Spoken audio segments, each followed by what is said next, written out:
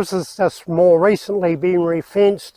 They only last a year or two and they completely corroded away. They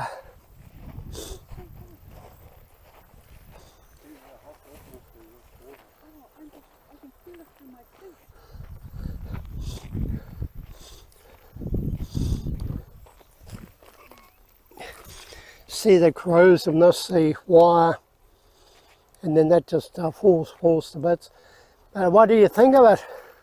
Beautiful.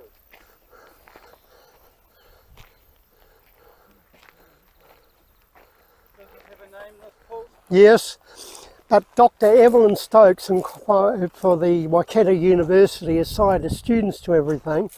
She conveniently called it after Ngāti Rārangi.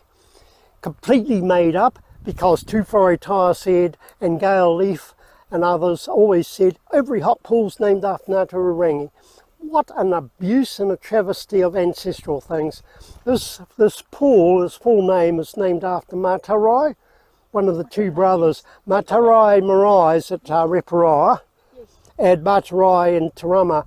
We'd just been to Tarama Meeting House, the first one. Then we got Tahu Matua, who's the earliest ancestor, and now Matarai was the oldest of the two sons, Matarai and brother Tarama, and Matarai, and both we'll talk further to Rake Karako. But the power people, they've got their injection thing, using this as re-injection just about less than 20 metres from us to keep feeding into this pool. But what they initially did, they basically came with truckloads of concrete, industrial rubbish, concrete, truckloads of stuff, and dumped it in this pool when they're doing their project. Is that to conceal? That was just a quick hole to get rid. If you had a hole of asbestos, you had another hole or a pool like this, get rid of your industrial waste. And so they happily went with a truckload after truckload and dumped concrete and all sorts into this. And that was under their watch, and with Evelyn Stokes and everyone else. And they didn't get the boundaries right, and they impacted on private Maori land next door. Compensation was made. Did the owners get it? Not at all. It slipped into tribal trust. All the money in return from here was then diverted into Tauhara North, who built on that strength and backed up the second power station, the power station up by where we were near Ruahuata. The first one was robbing Peter pay Paul, but the local Maori got no benefit at all. So where Jeffrey's houses and that, quickly vanishing money. But this is a delight. This is named after Matarai. Ngāti Rārangi had nothing to do with the ancestry and the people in that here. That was trying to bring TeWhare and Arawa into these lands. Over here, and I think we got remains, there's, they used to dig out and have swimming bath places.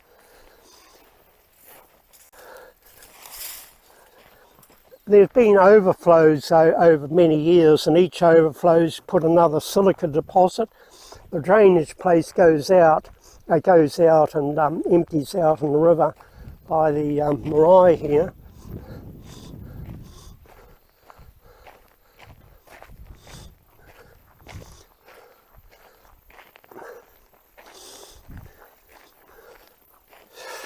Over here I took a photo years ago and had the name.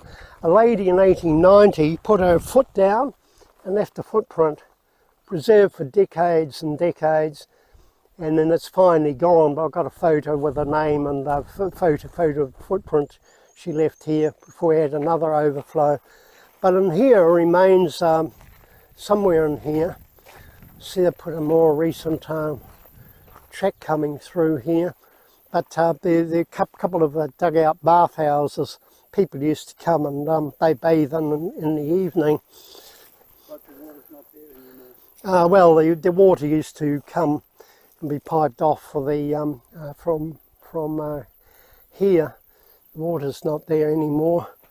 This has been put through more recently for some reason.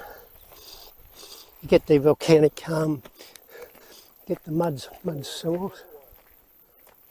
Just a little smudge of it, just a little smudge. But as I say, this wasn't garden soil, garden area, but there was a, yes, keep our souvenir. This feels a lot lighter than the one that we got at Ruahoata. Oh well, yeah, that's right. There wasn't any enough of anything to commercially do it. There's at the back. There's more interesting places right at the back. Sure. And Elder pointed out a lot of places, including burials, to me years ago. But the works people just ran through where bones would come up. They'd just ring an elder, throw them in a box, and move on. No record of it happening. What a nonsense. As I say, commercial things take priority, even though it's 100% still Maori owned land.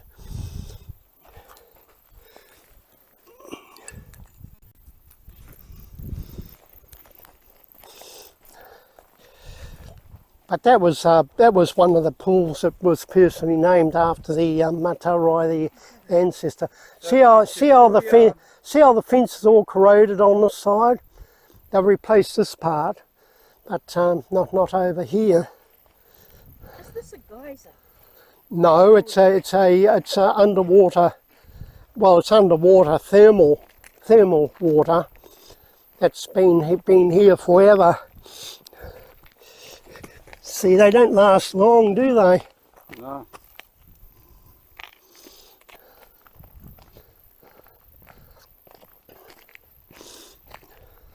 So this obviously periodically overflows and spreads.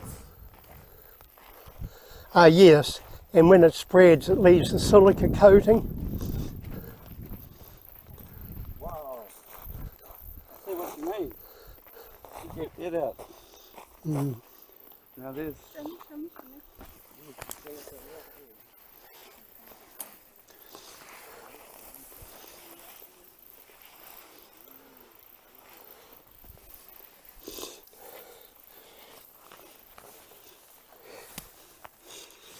Those are gorgeous bottles, aren't they?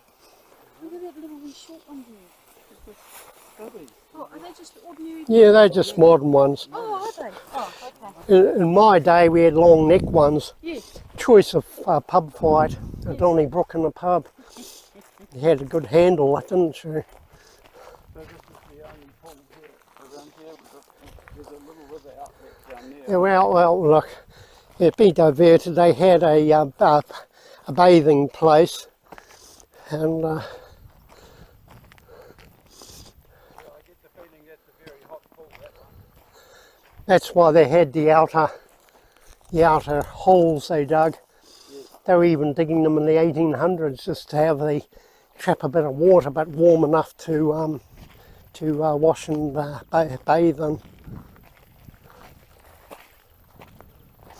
Where are you taking us to? The peak off area here. Yes, I've been with surveyors so many flaming times over this land.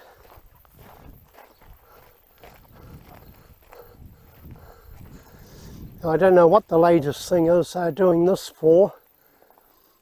Maybe they're wanting to, I must ask about that. They're going in.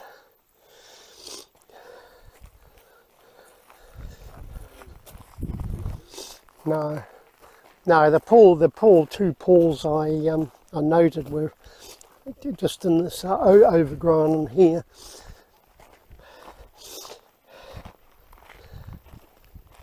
I just thought I'd show you this as a natural feature because we're going to one stop on our way to Raki Karako.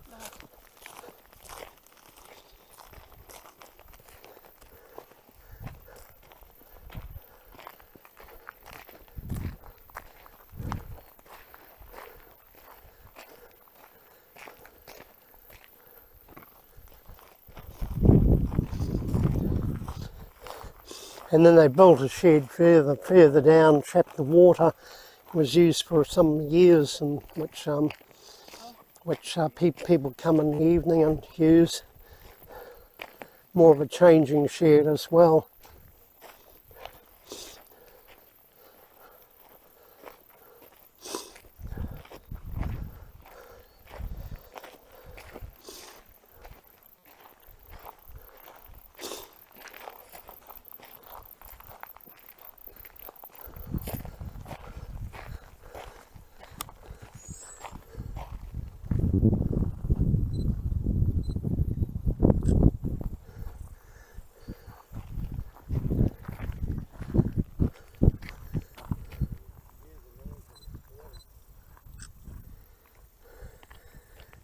So this is Ngāti Tahu Park. No, yes, from about 1880.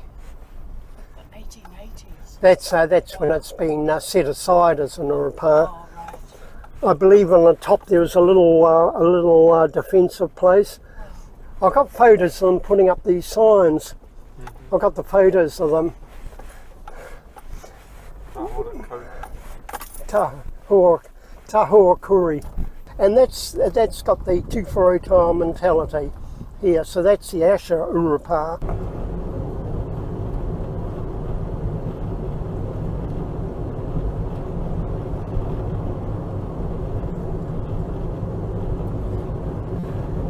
People might get exhausted. See, there's you've got way in the distance at the Kaimanawa. Kaimanawa. And people would be exhausted when they say go, and every square metre is solid forest and that from here to Kaimanawa. And they'd think, oh, that's an off-putting, what a ridiculous thing. Yet I can go area after area, region after region, and I've covered it. One time I saw 3 jet planes fly over, and within 2-3 minutes only 2 flew back, and I thought that's funny. And one of the jet planes buried itself in the paddock over there, completely wrote it off. 3 Skyhawks. Skyhawks? Yeah, and one went down, zoom, and just kept going, bang.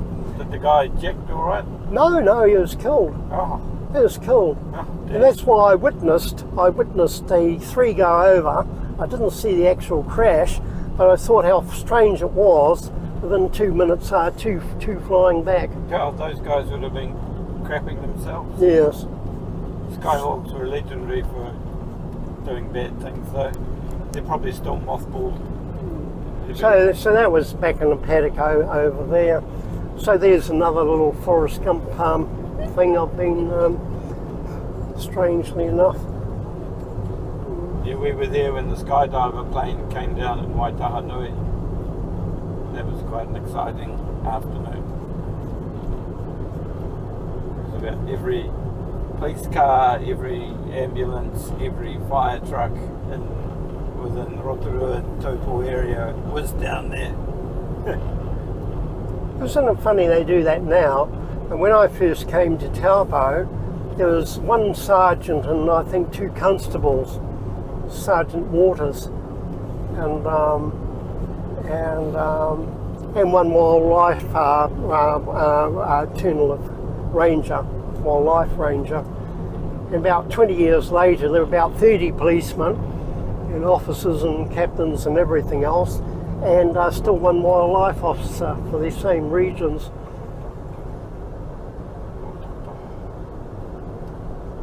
So we're still on the road to Orake Korako.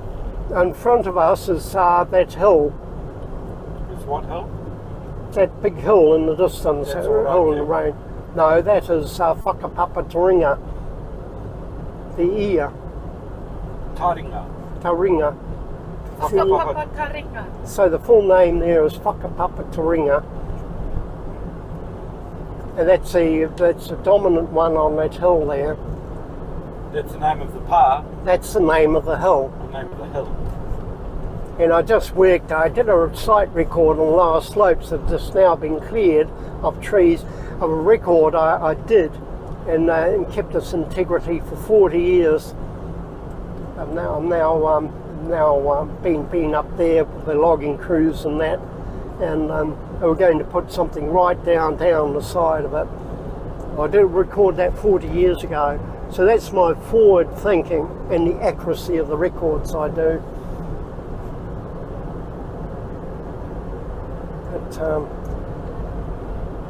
when we dip down here, Jeffrey, we'll turn off to the boat ramp on the left.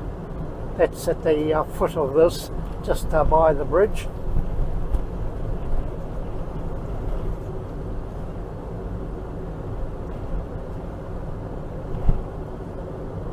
That'll be our last distraction before Whaikato.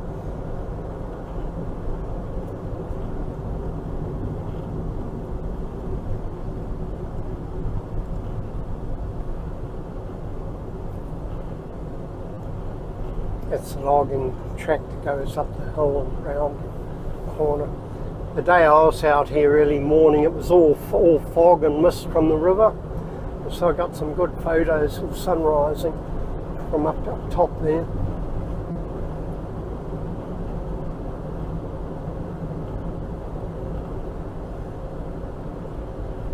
Now slow down here.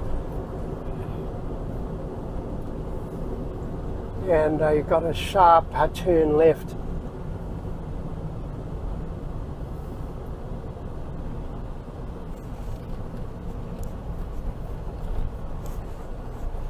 You don't know, you blink and you miss it, eh?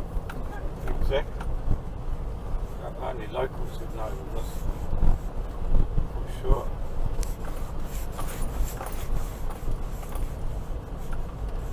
Yeah, local knowledge, eh? Can't be.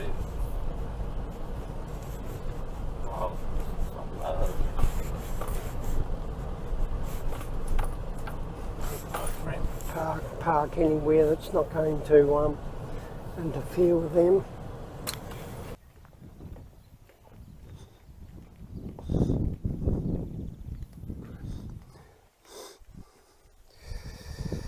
And that stream outlet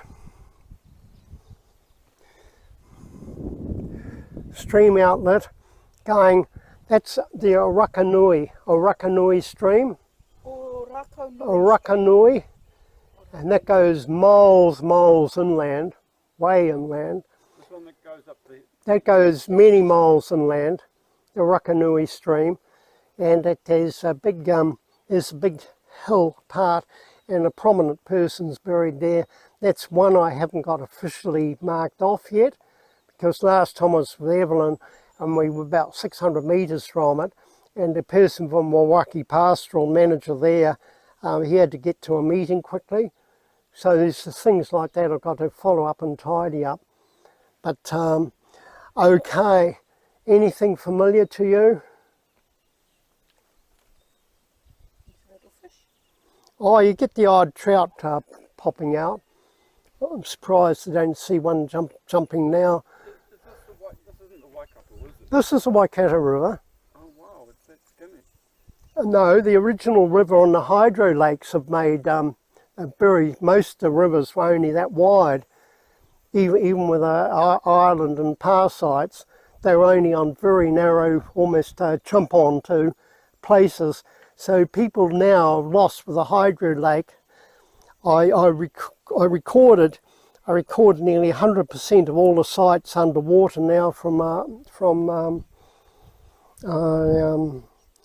Karapiro, and Sona is located, most of them, Sona with the boats, of what I plotted from Karapiro right through here, and personally plotted and marked. So it's a lot of river. So this is the Oakuri Dam River, or they call Kuri, and it's the widest point is at Whaikato, where we're going, and from here you got upstream here, or about half a mile or so away, you've got the Ngā Tamariki hot springs. And scientifically, it's probably over 1,000 thermal areas in the North Island. It's one of the most important. It's got unique type of bacteria that is only other place in the world found. Is the deep trenches in the ocean, thousands of metres in the ocean, and they're wanting to DNA. They've got scientists from Norway and other places, and they wanted DNA to see if they can use for industrial purposes only. So better instead of bottom ocean trench, we've got something that's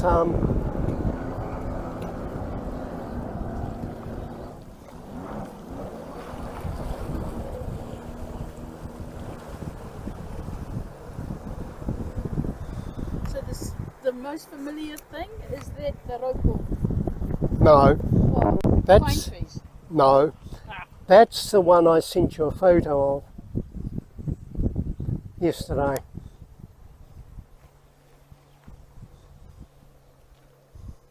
Yeah,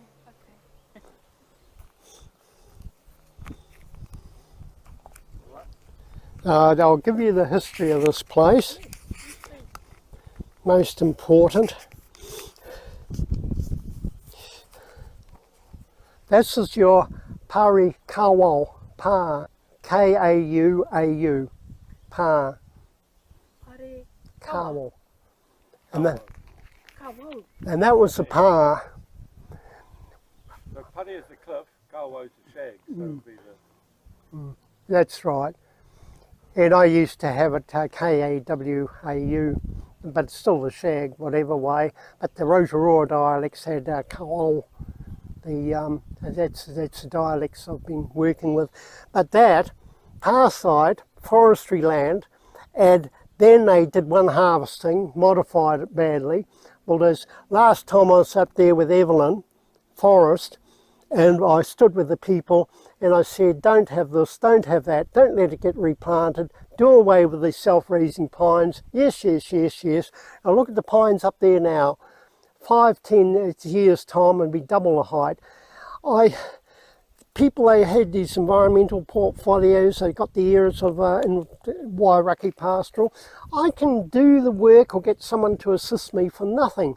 Region, all through the regions, and everywhere we go, everything's too much bother, or there's no money for us in our pocket. And then the last thing, I called out even to the chap and put a bulldozer through the front, which is quite sensitive at the foot. I've got a photo of that, and a bulldozer being just happened to be for all the undertakings and that. And so that's now grown over. But that is highly significant for Ngāti Tahu history. And for that, I've told you before, when you give a history one pa and that, I hold much in my own head. But for our purposes of our meeting, I thought I'd tell you some incident about this pa. And this pa became, in the earliest surveys, a boundary marker. Not a survey post, but that pa was a boundary marker dividing the Takapou blocks, of which Raki Karakoan, and the Tahuakuri blocks that go right even to the first pars, and that it's all part of one huge block that also includes everywhere we've been to today. And so for that this is an incident I just put out last night. The Waikato River by that Rakanui stream outlet, fighting Takiri, that in the, I asked anyone at the marae at Te Rama, anyone heard of Takiri as an ancestor? No response, so I didn't, I just let it go, as you do. Now Takiri would leave Motutere to go and live at Te Apata Oho. That's where he arranged for the Refuge and Protection Common Defence to when they were being threatened, and he was living there when Opa, war party of Tuhorangi, that's Rotorua, and Ngāti Whakawe, you know, Aroa a lot, came. Takiri and Pakaru and Titi Okura had a pa and were living there at Whaitaima Ramoa. Te Apata Ahau being the cultivation. So initially the cultivation was then put aside as a defensive work for Tutamahuta and Tuterewha.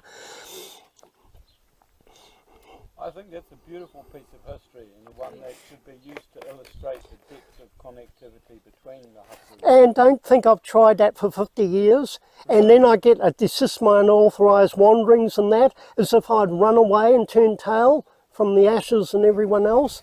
That's why I put this effrontery down on label of the difficulties I'll deal with when you get 100% cooperation, land access.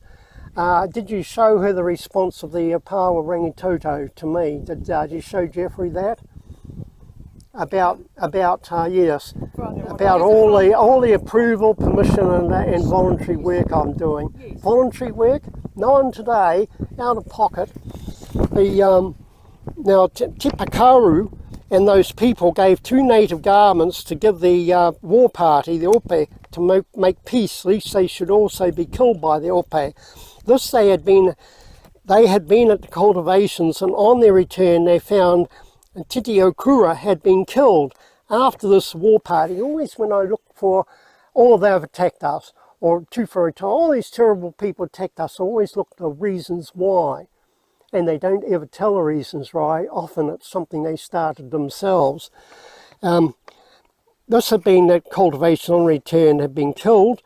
After this, the war party went to Raki Karako. This is where we're going to next. This is why it's valid with our narrative to be standing here. And they got the news of Ngāti Maru was received.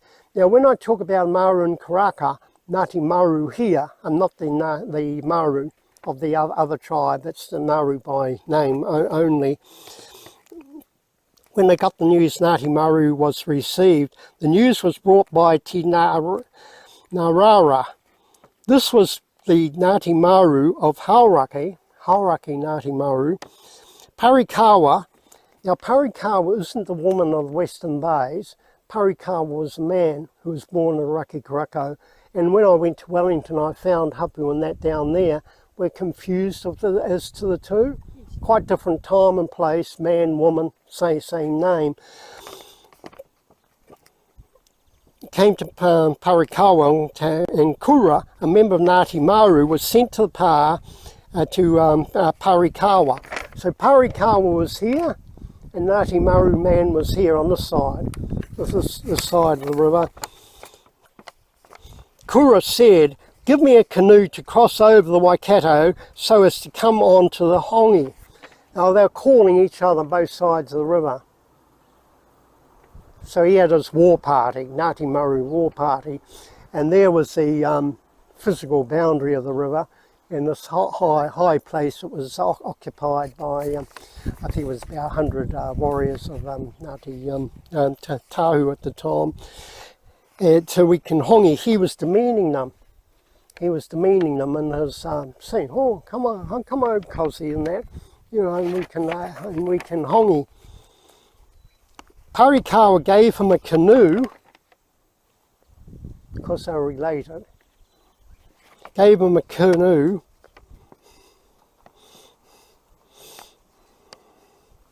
and sent Te Rakau Himo, the husband of Whata, back to accompany him. The people went to paddle the canoe across to Te Toko, Narongo, Te Tahinga and 2 others. They paddled the canoe to Ngāti Maru, who was at Arakanui above the Pa.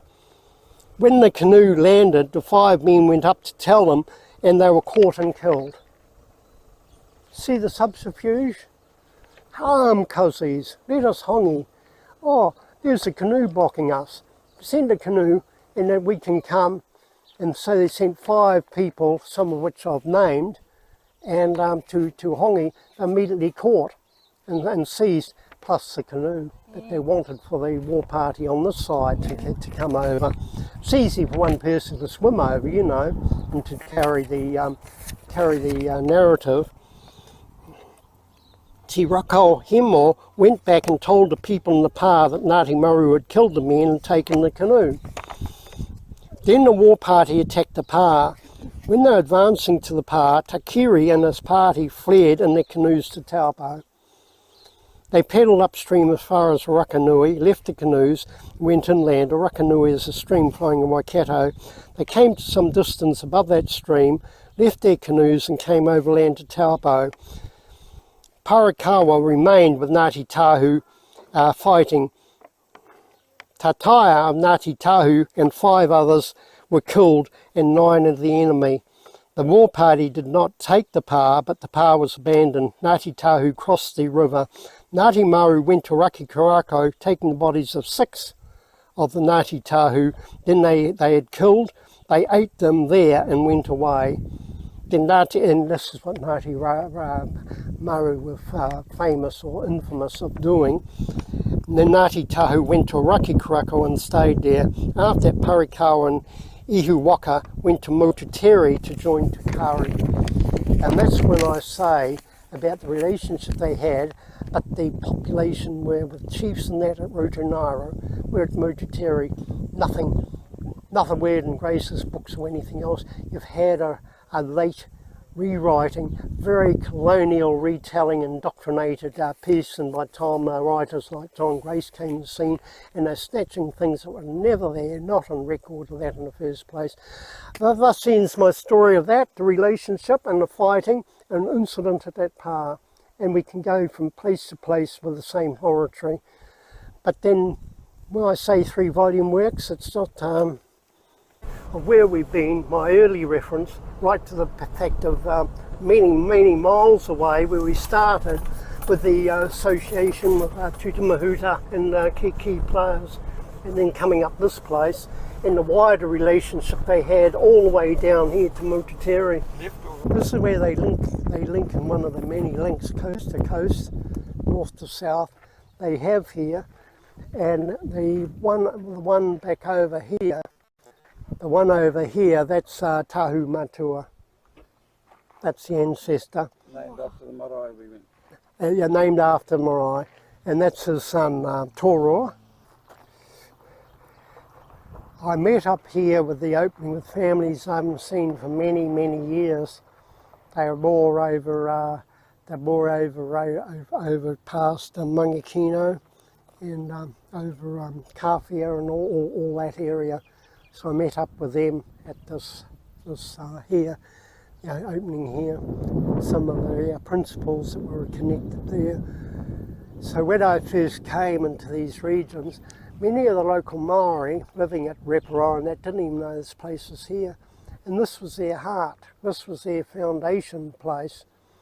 And these are the histories and that have been lost. And it's trying to reconnect. And some of these latest carvings are part of the reconnection. Jeffrey could miss the narrative, but I've taken the group from Matarai Marae, I've spoken to them here, and others. One Maori group from Reparai, they want a family reunion, so they wanted it here, and so could I speak to them. So over the years I've had different groups. Many people, even my class groups, have gone over the river, and all the old terraces and geysers. I sent you an old lithograph of about 1860 of all this area, and they're all those geysers and everything now all covered with water, with the rising of the Lake Okuri, the dam they put in here. Of tracks that could have been taken by a guide here, by one of the local Maori guide representatives, to show them some of the old places and relate to some of the old paintings regarding the forays and the palisade posts and the carved areas. But that's been all allowed to overgrow. One of the original people bulldozed right through Urupara and everything else in 1980s, and I had to get involved. And that went to the Maryland court, and the judge, half-witted judge, he just ordered the people to tidy up. So all the fallen pines and that, they re-bulldozed, and what they hadn't damaged in the first place, they pushed over the bank into the stream behind us, what they called Umukuri stream. and you know, silliness like that. So is this in the Puri Ora forest? No, this is behind us here, Umukuri. Umakuri. And there's Umukuri e Puri Ora forest.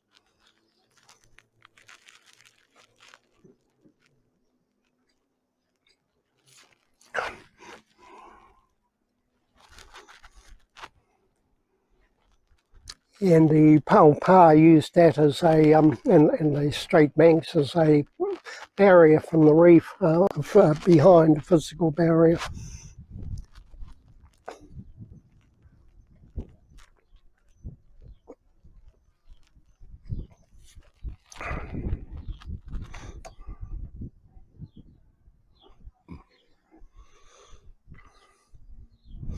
I'll be right at the top of that hills in the distance, way in the distance, and that features as part of Hofstadter's paintings I had done of all the dozens and dozens of active thermal vents on both sides of the river and the artificial terraces that came up, accumulating the power site behind us.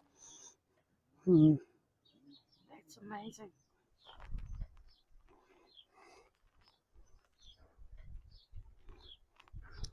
The block across from us is called the Takapou Block. Takapou. K-O? K-O, Kopia. Kopia. Takapou Block. And that's named after some springs on the foot of the, at the foot of the Pyra Range over toward this side. And that was once Ngāti Tahu, but that all got lost through the challenges to the and trying to prevent the surveyors. That all got lost in outside the any claims that Ngāti Tahu and Ngāti Whawa might have had. So we're doing a little circuit, and now Tarama Matarai, do away with all the slate coming over here. That's why I plotted all these submerged sites from Booker Falls to Karapiro, many miles, left and right bank, and taking the old bank up here, and right round at the corner, sharp of the corner, about a mile away, 1,600 metres away, was an island, and that island was also called Ngā'awa. And it's been buried now. It's way underwater. So how much did they raise the lake by? Oh, here it's a good 20 metres or more. Wow, that much. It's very deep. But by the time you get to Reparar, it's about 6 metres. And but when and that's why Napier and others, they couldn't see when they I said, Napier, can't you get in your head, if they can legally overnight raise the lake river emergency for the hydro a couple of metres, that oh dear, you'll get your feet wet here. I said, what's happening downstream, what's happening at Reparar? And they can't see when I'm with anyone, even officials, beyond what's immediately in front of them. You know, lake rises, oh, that's only going to affect our feet here, and not downstream and upstream. And so these are the sort of questions I was asking at the time of the visit. But we're right at the corner, about 1,600 metres away, sharp round the corner, was the island, and that was Ngā'awa Island. So there are about 4 Ngā'awa up the river. The one that we saw at Ruahuata there. And that's one. And it's at Ngā'awa that Tarama and Matarai were born at. So when I've been talking to two principal people, that's where they're born. The one person from Rotorua, he grabbed Ngā'awa and where he had Ngāti Whawa chiefs and others occupying that island, he tried to apply it way down to where we were for claims that they had no right to be. One size fits all. And they mischievously will play with names and places to alter, especially when it comes to their so-called claims. Well, there's a lot of writing at stake. Yes, a lot. So what's 30 miles here or there? And that's where Ngāti Rokawa and particularly Ngāti Whaitaima on the roadside were claiming all their land has been exclusively theirs to the Mihi Bridge at Reparoa, because they had a Mihi and they had a Kaingaroa, but miles downstream from there on the roadside. But all they knew in the modern day setting was the Mihi Bridge and Kaingaroa, so it must be theirs. And they rushed off without any consultation and claimed that. And next thing they're claiming all Kaingaroa, they didn't have a teaspoonful, and the Crown, we must allocate 14% of the awards to you, just based on that, without any effectual evidence. So a rock put on top of the rock is all recent placements. So you want people to go around and every rock get carved on and that, and no record of who did it or when, and then a few years' time it becomes of historic interest. And that's what's happening all over the countryside now, and it's distorted. It's distorted. It's merged and blurred what's the historic placements and done by the old people, and what's modern. It's important to make comprehensive surveys to identify which is which. And that's exactly what I'm saying. All John O'Randall's got many. I could point out different things John has put out throughout the district, commissioned works, but you can easily see, that's a Jono thing. Got a style. Got a style. And so, but this gets lost and merged with the amateur people. Well, also, you can tell the difference between something that's been hit out with rocks or stones and something that's been hit out with a chisel, with a steel chisel. A lot of people, particularly in the age of the overseas tourist, will suddenly be told it's an ancient thing.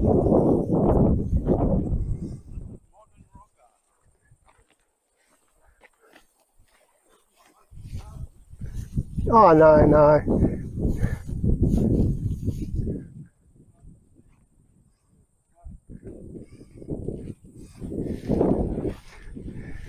Is that Kaimanawa over there or No. Kaingaroa? No, that's Marua Nui. Marua Nui. So he's only 2 years old. Yep. Now look behind you, and over there, way up the road, there's a whole lot, and they've all got little capping stones. And further up the hill, they've all been contemporary modern placements. Wow, how cool is that? It is cool, but as long as someone doesn't say, I remember my great-grandfather told his family that these were done 1,000 years ago. See, Takiri's son was never called Takiri, given Takiri another name, until his father died. Then he had the Takiri name applied to him. But this here, where we are behind us, I'll see all that straight area line. It goes from the top. There's a trig station. Behind it drops down, and there's old Totara forest margin, and then you get the range itself. That's the end of the Tutakau bush. But that area up top, going right across down, seems to fall in 4 steps. And got bluffs. I got a great photo of it. It's all bare rock and bluffs. And for that, a lot better than what you see now. But that on top was the Te Pakipaki Pa. The Pakipaki Pa. Now, I took a busload of Up here is Te Pakipaki. right at the top where the triggers, and all that pine. You go behind the pine, it's all clear. I got it all cleared and exempt from sale and replanting. Got it completely cut one side, and it's still clear up the top now. Now each level, there are 4 levels, is the size of a pa in its own right. It's so big, each level, fighting defensive work. Oh, so those were defensive pa sites, Yeah, cultivation. No, the cultivations were on the flat areas going past there. But but it dominated all the Maroa Valley, and the big hill behind us is Maroa Nui, and the lower range on the right, just outside of us, is Maroa Iti, Maroa Nui, Maroa Iti, and that was a line that was defined between Ngāti Tahu and Tia. Tia's line was all that to the west. All this was Tahu to the this side of the line, and this is where Ngāti Tama had a buffer in, and when they claimed and got land, this was all cut out into the creation of what they called a Takapou Block. So Ngāti Tahu, were they before the tribes? Oh, they proceeded. They were seemingly linked. But I go a generation or two before Te Arawa here, and hence the important thing is that carvings we saw, Torua, of Torua. Tarua was Tahu's son, and that's the Whakatane link, and that's the link that comes here. And if you know with Wairaka and the whakapapa and the histories connecting with Whakatane in those areas, you can then go back anciently and pre-Arawa into the lineages and connections there. But coming back here, we've talked to this point about the two brothers. So I've shown you one meeting house, Te Rama at the end of the beginning of Te Toki Road, first marae. But the other brother, Matarai, his marae meeting house is at Reparoa, next to the rugby fields there. But Matarai, the people there, part in their defensive works were mainly island refuges, or the more anciently being like the one by the bridge. And so that was a very ancient pre-tribal hunter-gatherer type, like we saw at Tokaroa, but very few inland pa. But this inland pa was Matarai's pa. So it dominated all land here to that line that Tia laid through. Another trip will define the pa and that on that side. And for our journeys on the western to Western Bay side. But here Matarai's pa, very big one, and it's had a long intimate history, and as I say, was a huge pa, and I worked with the person, the contractor, and personally supervised. We was able to take and lift each tree off without putting any tracks or soil disturbance with the big pits and open pits and that. The pits are very large open pits, and there could be sleeping whare pits on the exposed line and location.